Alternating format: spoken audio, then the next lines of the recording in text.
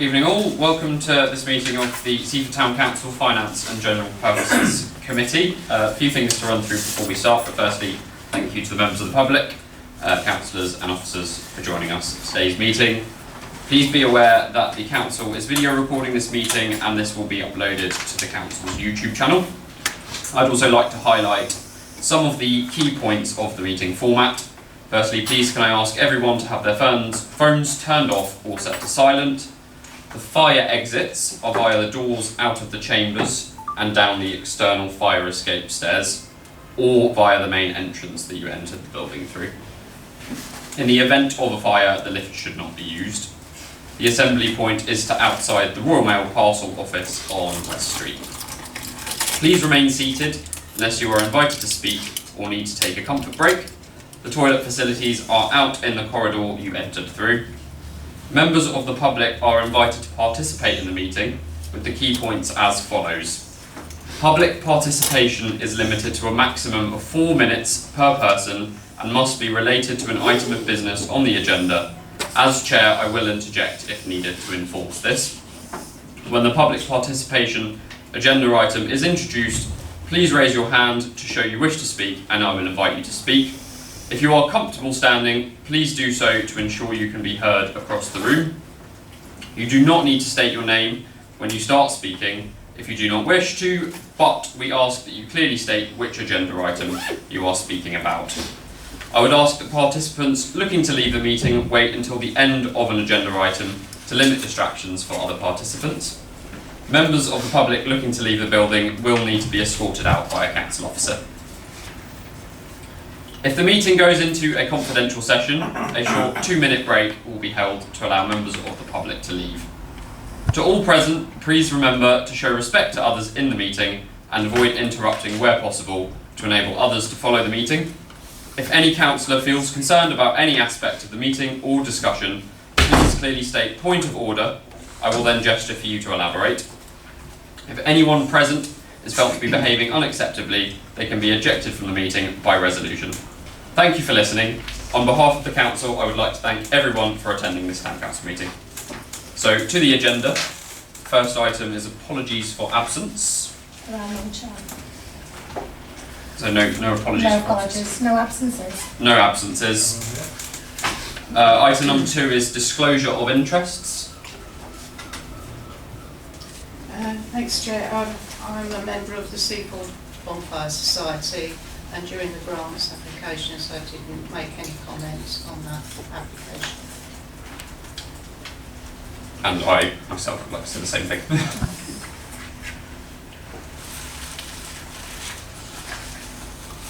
Any other disclosure of interests?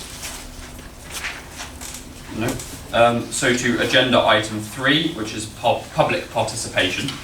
So if anybody wishes to speak, please raise your hand. We'll start from the right, so if we could have... Thank you. I will stand up. Good evening everybody, good evening Chair. I have a statement to read on agenda item 7, grants applications, Seaford Community Events Committee, Seaford Motorfest. The sad thing around this is any grants have to be spent before the 31st of March and cannot be applied for before your meetings that are generally held end of June, beginning of July, although you have a working group that looks into this on the 13th of June, which is ahead of the event. Previous years this has been allowed, or it eliminates anyone applying in April, May and June. On Sunday there was a footfall of over 6,000 people, so as you will see this is a massive community event enjoyed by all ages and disability, great for tourism and many come from far and wide. Seaford Motorfest started in 2015 and from 2019 were unable to do the event 2020, 21 and 22 due to COVID restrictions, and Sunday's success proves that people missed it and were desperate to come out as families to enjoy the day.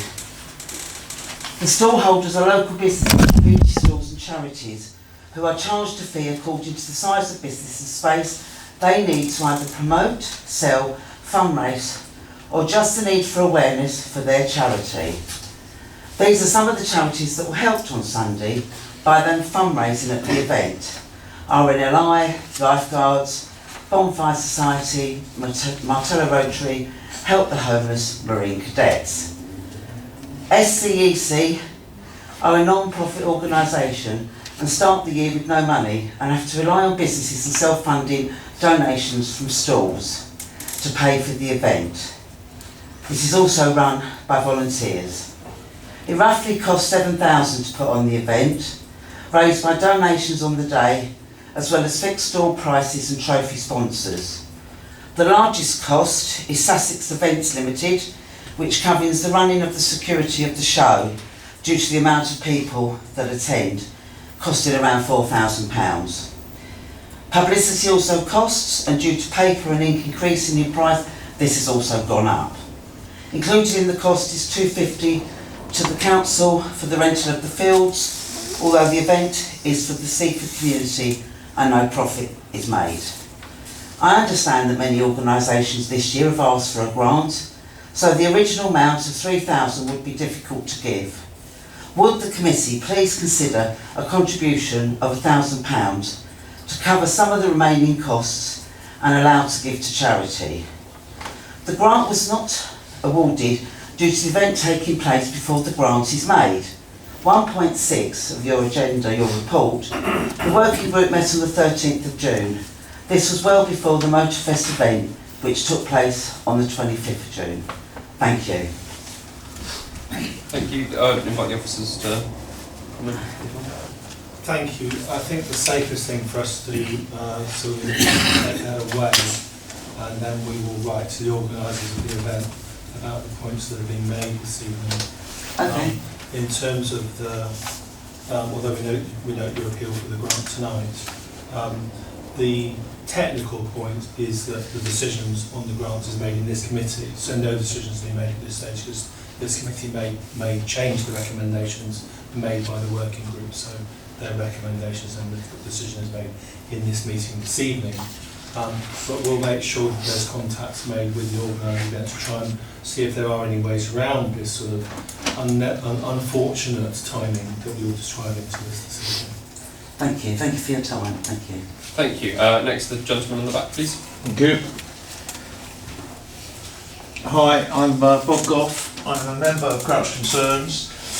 Some of you may know me, but I'm here tonight to deal with items 7 and 8 and an email from Rose Walkling that was circulated today, so I hope you do have that. It's in relation to the grants and the leases that you have given, and this is because we have a new council and a fresh look that I'm raising the same issues that I've raised on appeal and complaints hitherto. And that is that the leases at the not only the rugby club, the bowls club, the cricket club, and also the football club have been issued over a long time for limited small rents, and under the leases it was advised that they should have a rent review, and that rent review also look at the market value. But there have been no rent reviews on any of those leases over the long periods, and they've had very cheap rents. They've had less than market rent. We don't know how much less, because unfortunately the council did not, under the instructions of the lease, actually undertake rent reviews. So we don't know what the market value is, so we don't know the benefit these clubs have had over years. But, depending on how one works it out, potentially, if they were charged at market value, I'm not saying they should be, but ratepayers have lost hundreds, if not millions, of pounds over the 30 years. So I put this to you to perhaps consider to relook at it. Indeed, it should be open, above board, and well documented, so we know the market value of the rents and we know the discounts that they're getting. The football club, Seaford Football Club Limited, signed a lease for 50 years. The other three organisations are, in their constitution, not-for-profit organisations, with the money going back to and into the club. The current lease signed with the Football Club Limited are not-for-profit, so they should, in theory, pay market value. They are in a pickle. They have, with Companies House, they have failed to submit their accounts and are behind in their accounts. Now, this is against companies' regulations. So at the moment, Seaford Town Council has a lease of 50 years with a not-for-profit organisation which is failing to complete the requirements of limited companies. That's all I've got to say, except please, if you wouldn't mind, reconsidering more detail that's in Rose Walkling's report. Thank you. Thank you very much. Mark Brown, please. Thank you, Chair. Mark Brown, resident of Seaford. Congratulations to the member who elected to join this committee. Good to see some familiar faces. I wish to place on record my sincere and grateful thanks to the Responsible Finance Officer, Karen Singleton, for her professionalism, expertise, support and guidance during my term as chairman and member of this committee. As you may be aware, Karen is the ultimate professional who is retiring at the end of the month, and I think it would be quite difficult to replace her. Working with Karen and the Finance Department team, the last committee over the last 4 years have built up and passed on a very healthy financial position to this committee.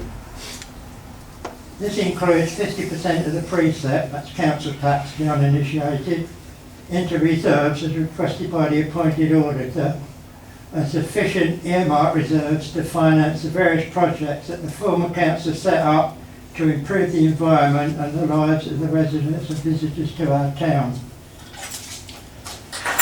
I believe that this committee is the most important one in the council structure, and as such is ultimately answerable to the full council and the residents of Seaford. So you should bear in mind that the finances are not your money to be spent on private and personal projects, but are the property of the residents of Seaford and can only be spent on improving the livelihood of the residents and the environment of this town. Enjoy your time as councillors and use the time wisely. Please do not refer to me as resident when I in the minutes use my name. Thank you.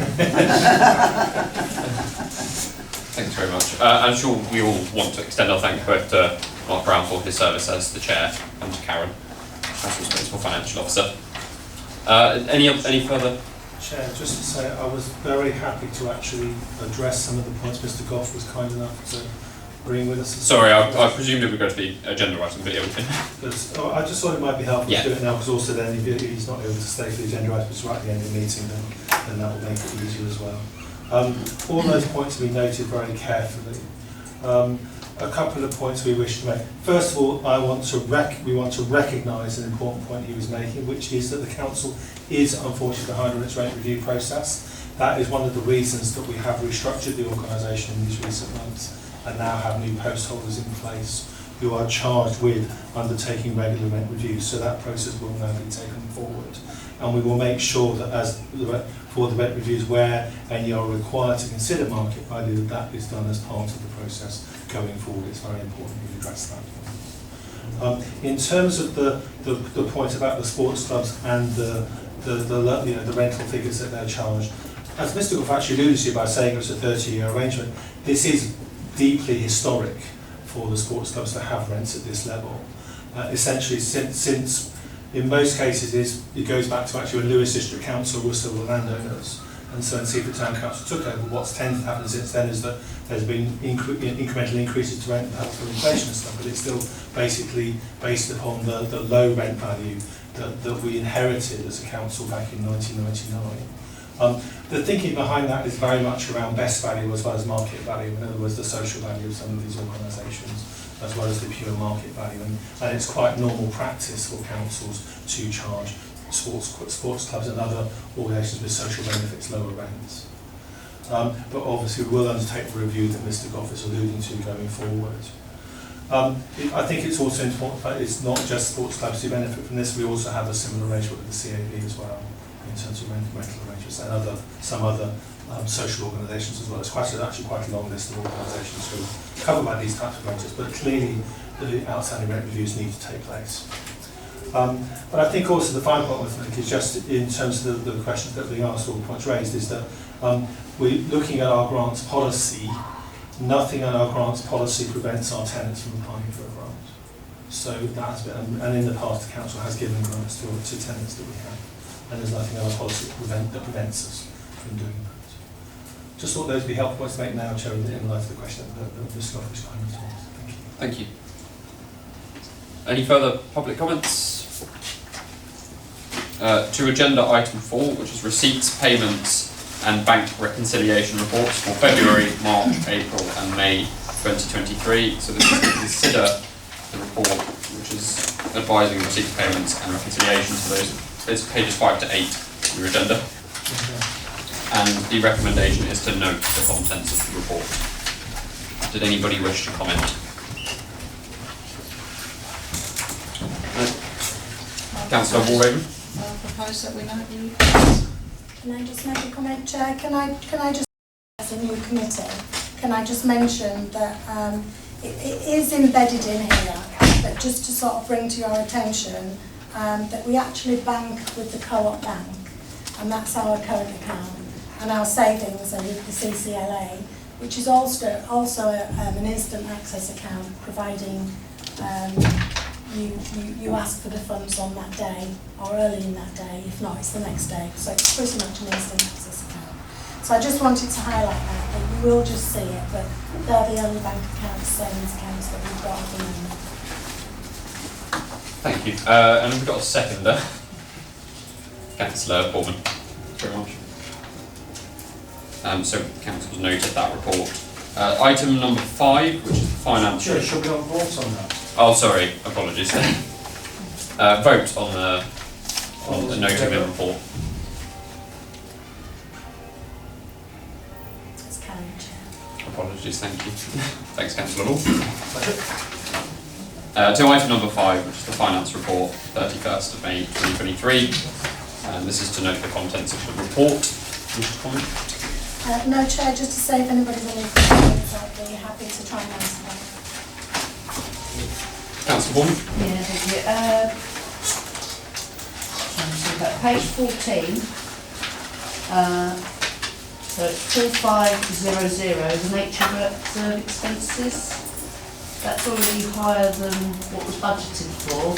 Is that going to stop, or could the expenses go up over the rest of the year? Page 14, did you say? Yeah. Yeah, one of the reasons why it's more expensive than actually budgeted is because when we budgeted, inflation was a lot lower. And within that agreement is that they can charge us in inflation at the current time, which is, Lucy, what did they charge? I think it's 12%. So that's why it has gone over budget. And yes, it's a 2-part agreement. So again, Lucy, correct me if I'm wrong, is that if we haven't had all of it, sometimes we do get a bit of extra maintenance at the end, but hopefully that should be all of it. Right, thank you.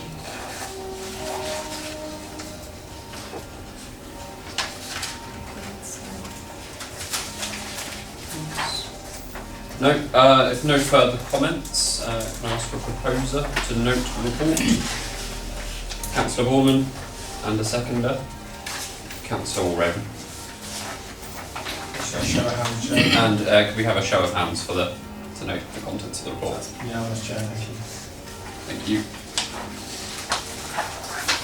Item number 6 is the Finance and General Purposes Year Income and Expenditure Report for 2022 to 2023, which is page 25. So to consider the report. Thank you, Chair. Yes, I've been asked to try and explain page 27, VAT PE adjustments. Please try not to fall asleep. I will try to explain it. Basically, partial exemption is a calculation that the council has got to carry out every year. All councils do it, businesses do it, The situation is that London building is classed as exempt for VAT, and if your total exempt bill for VAT comes to more than a de minimis level, which is £625 a month, you can't claim any of it back. So quite a few years ago now, 4 or 5 years ago, it was decided and agreed by HMRC that the golf course would be exempt. At that point, that meant that we couldn't claim any exempt VAT back on things like the crouch, the salts. They're the main things. So we've spoken about this before to the previous council. We've done a process of opting to tax some of our buildings so that we can claim the VAT back. So what's happened over the last 2 or 3 years, we've been doing these calculations, and overall we have received money back from the backman. We've received, it's about £19,000 now in earmarked reserves. But what they came as, it was an income to the golf course and a cost to other cost centres. So that's why you see them on here.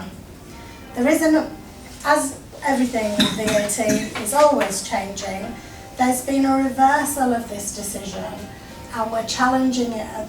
We've put in a claim at the moment, literally today, so it's not in this report, to say that of course a council-run golf course is not exempt, and this has been taken to tribunal by bigger councils and they've won, to say basically it's non-business. We don't run it like a commercial enterprise, we don't charge commercial rates, and it's been agreed and approved. So we put our claim in for that, so you'll probably in the future see far more VAT partial exemption adjustments in the accounts, and hopefully we should be able to claim another £63,000 back. So, but that is something that there will be reports written on in the future. Has anybody any questions about partial exemption?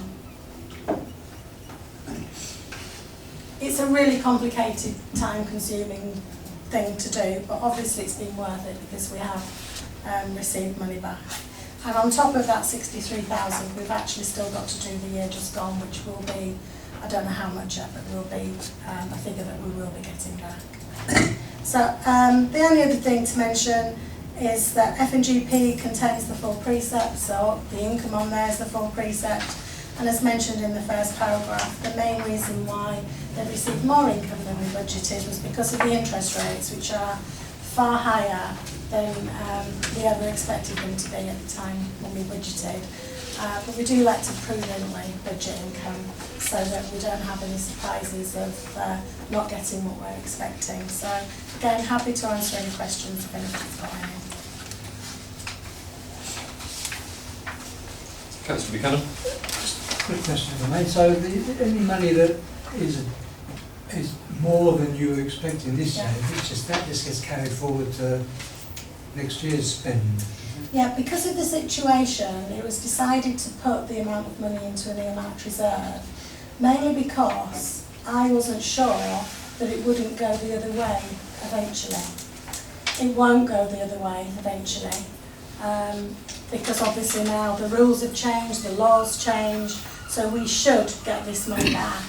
It will also affect the budgets actually going forward next year, because we've budgeted to have to pay and not claim the VAT back, and now we're going to be able to claim the VAT back, so there'll be a saving in the current year against budget as well. But yeah, it's all in an earmarked reserve at the moment, so again, when it's all sorted, it will be brought back to committee or council as to how to spend that money. So when you say earmarked, it's kind of, it's not specifically assigned to any spend at the moment. No, it isn't. So not earmarked. No, it's an earmarked reserve that's not earmarked for any specific purpose. Okay. Some of them are, some of them aren't. Okay, that's fine. Thank you. Any further questions? No, so the recommendation is to note the contents of the report. Can I have a proposer? Sorry, Councillor Buchanan, did you? No, I'm just blowing on my hands.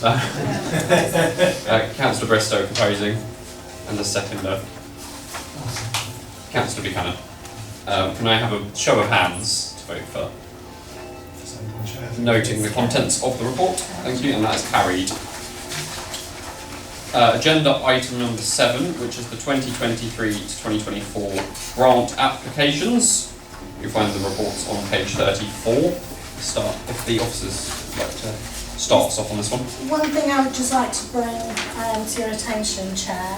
There was a column omitted on Appendix A on page 37, and it should say, under Seaford Community Partnership, that the fund for this work can come from the budget, as it's a council-owned piece of land, and the council originally funded the work to create the sunken garden, and that's the reason why no grants are given. Other than that, Chair, again, happy to take any questions that might arise. Councillor Buchanan. So on that Seaford Community Partnership Yeah. item, which was the one you just mentioned, my understanding from the discussion in the working group was that there was actually a sum of money earmarked in another budget for this kind of fee. Yeah, that's what I said, it will come from the budget, sorry. Sorry. It's with the bells going, yeah. And the bells going in the background. Just like a hunchback now with bells. Yeah, no, it can come from the budget, so the work will be done, it can come from the budget, you don't need to give them a grant. Thank you. Any other councillors wish to speak? Councillor Borman. Yeah, I'd like to propose that we accept and support the recommendations of the working party, including officers looking into Cookmere community buses, having a service funding agreement, but having a grant this year, but to look in for the future for service funding agreement. Thank you. So is that a proposal on all the recommendations, including that? Yeah. Thank you. How do we deal with the question that was raised at the start of the meeting in relation to motor I would fence? suggest that it's already in the procedures, in fact I think it's even in here that we will actually look at the discretionary grants policy before the next round of next round of grants next year. It's a valid point if you've got groups coming and they're in that little falling away bit in between, and perhaps if members wish we could change the policy in such a way that it was open to everybody. Okay, so that's something that's going to be reviewed. It's something that will be reviewed. If councillors want now to decide to change what the working party have looked at, then that's their prerogative for this year. But this year, I would say that the problem is for this particular group is that surely they need to know that they've got their money before they actually say they're going to do the event, because how can you do an event that's going to cost £7,000 and not know you haven't got the money? You must know you've got the money or you're going to get the money. So in a way, this year's it's gone, hasn't it? But I think for another year, I think it's a valid point that I think we should look at so that it can be included. That's a personal opinion. Councillor Borman. Yeah, I'd just like to add that one of the comments from Sylvia was the fact that they were asking for £1,000 so they can then give money to charity. Now, we agreed with some of these other organisations that we weren't going to give them money to be able to give grants and things to other people. So that I don't think we should be giving them the grant this year, because we should only be giving it to who we agreed to rather than other companies and giving our money out to other places as well. Thank you. So we've got a proposal for the recommendations, which is to consider the grant applications, to agree the successful grant applicants, as noted in the report. Have we got a seconder for that? Councillor Lord. Yeah, definitely. And then could we have a vote on those? That's unanimous, Chair. It's a very professional piece of work, thank you. Thank you. So that's item agenda 7 is carried. To item 8, which is the grant for Seaford Football Club. So to consider the report seeking approval to carry forward a grant awarded to Seaford Town Football Club in 2022 to 2023, carry that grant forward to 2023-2024. Would you like to? Yes, Chair. What's up, Tom? The football club, we have a process of checking that all the grants that we give out have actually been used for the correct purpose. And at the end of the year, everybody who's received a grant actually has to come to the town forum and do a presentation on what their grant is. And during this process, it came to light that actually this money hadn't been used. And what Seaford Town Football Club have come to us and said is they've had a lot of upheaval this year. They really haven't been able to use this grant. They would like to try and use it in the coming year, and would we please carry it forward? There's nothing to say that we can't carry it forward, it's purely at the discretion of this committee. My recommendation would be that it would be only for a year, and they know, the people that are there at the moment didn't know anything had to be paid back, they're new. You may say that's not a good enough excuse, but if this happens, doesn't take in volunteers and local clubs and things. So basically they're asking if they can have it for another year, try carry out the purpose for which it was for, and will we allow them to do that? Thank you. Again, if anybody's any questions, then we'll try and answer them. Councillor Bristow. Yeah, I wanted to make a couple of points on this. I think in the spirit of the grants, it's a fantastic thing that we're looking at it being used again.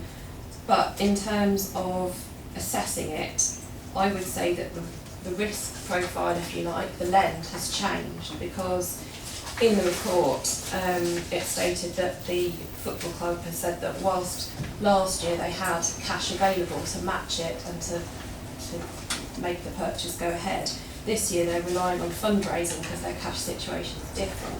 So to me that increases an element of risk of can this be achieved during the year. So ideally what I would have liked to have seen, and hindsight's a wonderful thing, but what I would have liked to have seen is a fundraising plan and their current their accounts now, so that we can consider it going forward rather than considering it on a year-old information, because as we know there are other organisations who also desperately need money. We were so oversubscribed this year to the tune of about double with the grants. So personally I'm not saying it shouldn't, but I'm saying that we should consider it quite carefully and maybe think about how this kind of thing is addressed in the future. Thank you. Any further comments?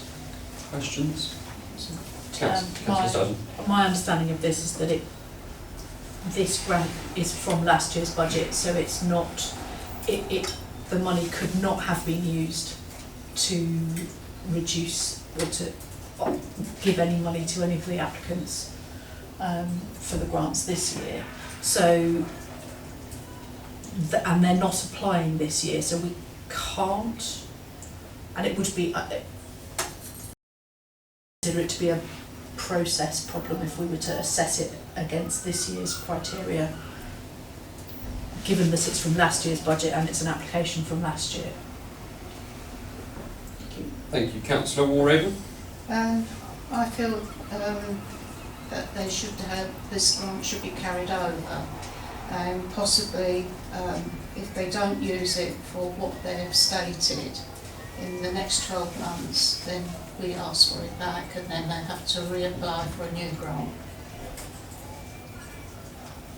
Thank you. Councillor Borman. Yeah, thank you. I do agree with Councillor Bristow in a small way with the fact that actually how are they going to get it, because it's meant to be for a minibus and that's not cheap, and if their finances are struggling a little bit, will they be able to fundraise enough, because this is only a small amount towards a minibus. But I do agree with Councillor Warraven that we should actually allow them to have it for a further year. And we have in the past allowed other charities that haven't spent the money in that year through circumstances to run over onto the following year. So I'm quite happy to support recommendations. Thank you. And the only extra thing that I would like to note as well is that the reason that this has been flagged is because the processes did identify that the grant hadn't been spent, which is the only reason it's before us. So if the same process happens again next year, we'll know if it's not spent. So is that a proposal for the recommendations? Can I just make another comment, Chair? Can I say that because we're going to be reviewing the discretionary grants policy again, maybe this is something to consider at that time, that what we do and what we ask for, if somebody asks us if they can keep it for another year. And you know, we can definitely put in the letter that we need to be kept up to date on what's going on with the progress, and if at any point they feel that they're not going to be able to achieve it within a year, they need to give us the money back. Yes, support them. Yeah. Councillor Lord. Yes, thank you, Chair. I'd like to thank the professionalism of Seaford Town Council in ensuring that all the grant money is spent correctly. And if it's not, they've actually done a very, very professional job in worming their way into these organisations to find out where the money has actually gone. So it can be minuted that the professionalism of the responsible finance officer has highlighted this to ourselves, but I'm quite prepared to support this particular application. And I'll get a vote on it. No, okay. I'll second it. I'll second it then. Yeah, so we have a proposal in a second. Any further comments before we go to a vote? No, so could we have a show of support, please? It's carried, Chair. Thank you, that's carried. Agenda item number 8. Item number 9 is exclusion of the press and public. So apologies, I have to read this all out.